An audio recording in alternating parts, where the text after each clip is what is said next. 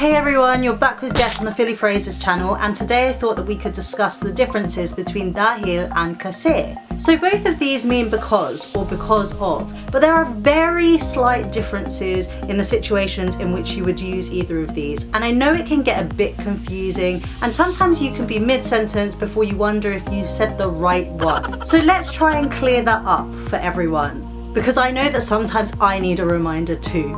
First of all, kasi or kasi. Both pronunciations are fine. This is the informal way of saying because, which is probably why you've heard it quite a lot in conversational Tagalog. People use it between friends, between family, in everyday conversation. Kasi is actually pretty special because not only can it be used before the reason, it can also be used after the reason as well. So for example, bakit wala kayo dito? Kasi huli na si Marie. Or, bakit wala kayo dito? Huli na si Marie kasi. So if kasi is the informal way of saying because, dahil is of course the formal way of saying because, which is why you'll hear it more in speeches, in formal written language like books or official documentation, and also when you're trying to be super polite to the person that you're speaking to. Unlike kasi, dahil is always used before the reason. So, are these two words interchangeable? The answer is not quite. So if the second part of the sentence, the reason, is a dependent clause, which effectively means it's a part of a sentence that doesn't make any sense on its own, then you can only use dahil. That might be a bit confusing, so let's take a look at some examples. First we'll look at them in English and then we'll translate into Tagalog. I don't want to go outside. Reason A, it is raining. Reason B, the rain. So if you look at these two reasons, reason A, it is raining, is a sentence on its own. If you were to read that sentence, that makes complete sense. It's raining right now.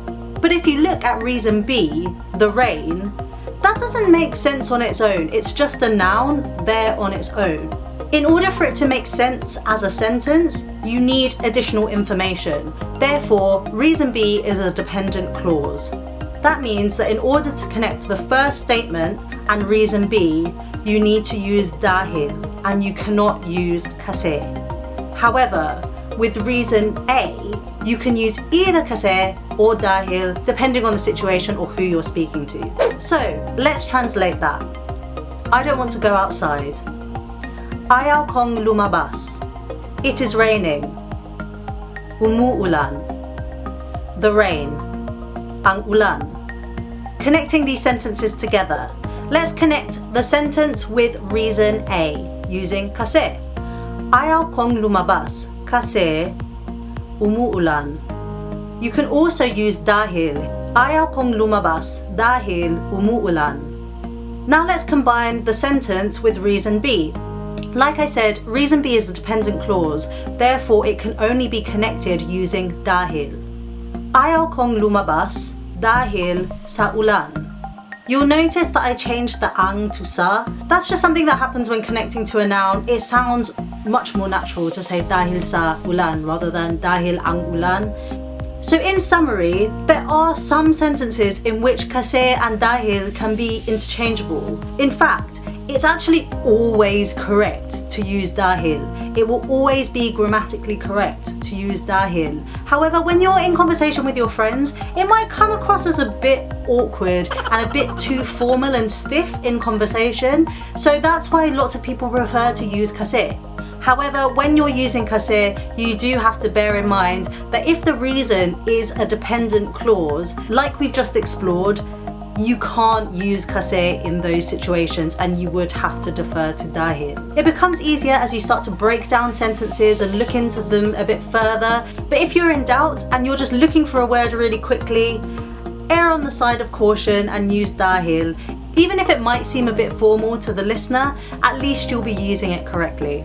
As always, thank you so much everyone for joining me on today's video. I hope that you learned something new. And as always, please do check out the FiliPhrases account on Instagram. New content is uploaded there several times a week. And also please don't forget to hit subscribe on this channel and hit the notification bell so you can be notified of when new videos come out. See you next time. It's umuulan, right? Not umuulan. Which one is umuulan? A few moments later. Umuulan, yeah.